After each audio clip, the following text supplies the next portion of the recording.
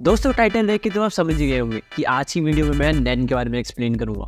देखिए दोस्तों, हर एक एनिमे में एक पावर सिस्टम होता है, जैसे कि ड्रैगन बॉल में ची, नारुतो में चक्रा, वन पीस में हाकी, वैसे ही हंटर हंटर में नैन।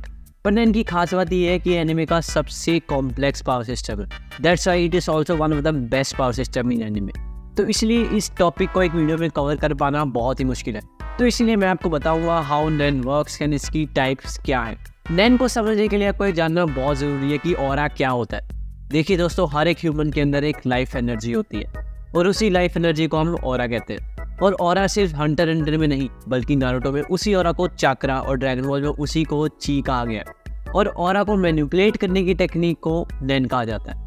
हंटर हंटर में ऐसे 4 पिलर्स या प्रिंसिपल्स हैं जिसके आधार पर नैन बना है, जो कि है टेन, जेत्सु, रेन एंड हात्सु।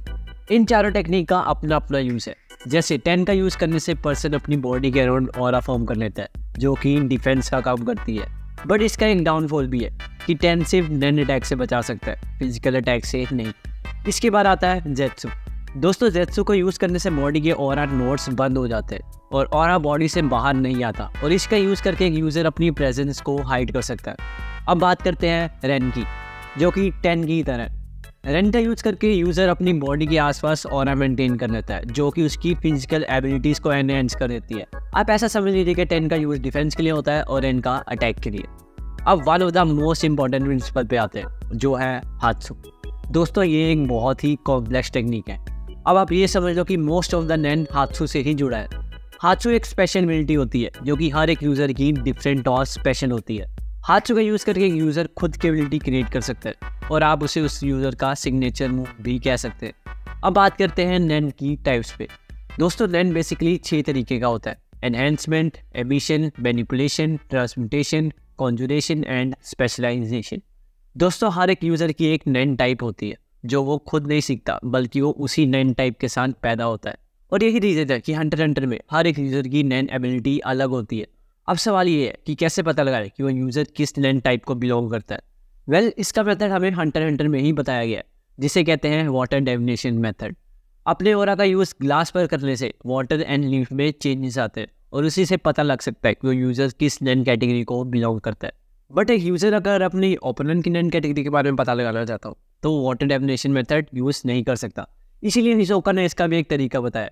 जैसे कि मैंने बताया, एक यूज़र अपने नैन टाइप के साथ ही जन्म लेता है और उसे बदल नहीं सकता, और इसीलिए एक यूज़र किस नैन कैटेगरी को बिलोंग करता है वो उसके नेचर में साफ झलकता है। जैसे कि एनहेंसर बहुत ही सिंपल माइंडेड होते हैं, ट्रांसम्यूटर उनसे बिल्कुल अलग, एकदम डिसऑनेस्ट होते हैं, और वैसे ही एमिटर बहुत ही शॉर्ट टेम्पर्ड होते हैं। अब ये तो बात होगी उनके नेचर की।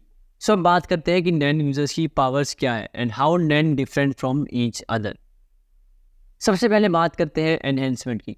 ये तो आप नाम से ही पता लगा सकते हैं कि एक एनहेंसर अपनी फिजिकल एबिलिटीज़ को एनहेंस कर सकता है, जैसे कि स्ट्रेंथ, स्टेमिना एंड एजिलिटी।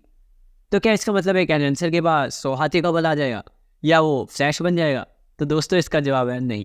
नए यूज़र डायरेक्ट अपनी बॉडीज़ की एबिलिटी के साथ छेड़खानी नहीं कर सकते, वो सिर्फ अपनी ऑरा को मैनिपुलेट कर सकते हैं। और यहाँ सबसे ज़्यादा रोल आता है हात्सु का। एक यूज़र अपने हात्सु का यूज़ करने से नैन टाइप की फुल पोटेंशियल तक पहुँच सकता है। अब भी नहीं समझे? चलो एक एग्जाम्पल के जरूर समझाता हूँ। जैसे कि गॉन का जाजाउनकिन। गॉन सिर्फ एक पंच यूज़ करता है, जो कि बहुत स्ट्रॉन्ग होता है। बट क्या गॉन ने अपनी बॉडी की स्ट्रेंथ ही उसकी? नहीं, उसने अपनी ऑरा को एनहेंस किया हात्सु के थ्रू, जिसने उसके पंच को बहुत ही पावरफुल बना दिया। हमारी टेस्ट कैटेगरी है एमिशन की। एक एमिटर अपनी ऑरा को बॉडी से डिटैच करके उसे कंट्रोल कर सकता है।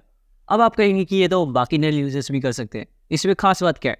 हाँ, वो कर तो सकते हैं, पर एक एमिटर जितनी बढ़िया नहीं। और हाँ दोस्तों, एक बात याद रखिए कि एक नैन यूज़र अपनी नैन का इस्तेमाल सिर्फ हात्सु के थ्रू ही कर सकता है। नेक्स्ट कैटेगरी है मैनिपुलेशन की। ये भी आप नाम से बता सकते हैं कि एक मैनिपुलेटर लोगों को कंट्रोल कर सकता है। जी हाँ, सही कहा आपने, पर सिर्फ लोगों को ही नहीं, बल्कि वो एनिमल्स और नॉन लिविंग ऑब्जेक्ट्स को भी कंट्रोल कर सकता है। अब आते हैं नेक्स्ट कैटेगरी, जो कि है ट्रांसम्यूटेशन। एक ट्रांसम्यूटर अपनी ऑरा की प्रॉपर्टीज को किसी भी दूसरे ऑब्जेक्ट के साथ मैच करके उसे कंट्रोल कर सकता है। और एक ट्रांसम्यूटर का सबसे सही एग्जाम्पल है Hisoka. Bungee gum has both the properties of rubber and gum. हाँ, आई नो, आप ये बहुत बार सुन चुके होंगे।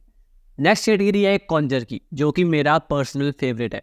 एक कॉन्जर जन की मदद से अपनी ऑरा को शेप दे सकता है किसी भी ऑब्जेक्ट में, फॉर एग्जाम्पल कुरापिका एंड काइट। और ये मेरा पर्सनल फेवरेट इसीलिए है क्योंकि कॉन्जर लिटरली कोई भी वेपन बना सकता है, like a sword, a shield और मे बी अ बजूका।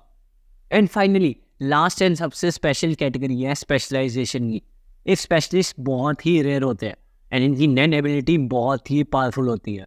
जैसे कि क्रोलो जो कि बुक की मदद से किसी का भी नैन कॉपी कर सकता है। तो इसका मतलब ये है कि एक स्पेशलिस्ट हर एक फाइट जीतेगा? नहीं, ऐसा नहीं है, क्योंकि हंटर में हर एक नैन टाइप की एक कमजोरी जरूर होती है। अब आपके मन में एक क्वेश्चन जरूर आएगा कि क्या एक एनहेंसर कभी ट्रांसम्यूटर या एमिटर बन सकता है? तो इसका जवाब है हाँ भी और नहीं भी। कंफ्यूज्ड? चलिए आपको एक चार्ट के थ्रू समझाता हूँ।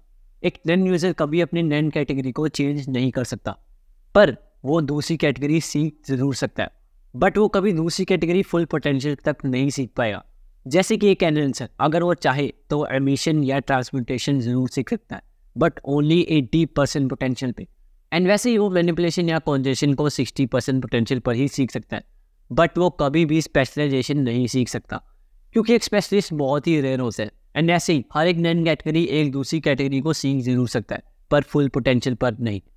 एंड दोस्तों, लाइक आई सेड कि एक स्पेशलिस्ट बहुत ही ओवर पावर्ड होते हैं, क्योंकि स्पेशलाइजेशन कोई दूसरी नैन कैटेगरी का यूजर नहीं सीख सकता, बट एक स्पेशलिस्ट अकेला है जो कि हर एक नैन कैटेगरी को सीख सकता है। तो ये था दोस्तों बेसिक्स ऑफ नैन, और मैं कोशिश करूँगा कि एडवांस नैन की वीडियो जल्द से जल्द बनाऊँ। तो इसके लिए आप चैनल को सब्सक्राइब जरूर कर देना।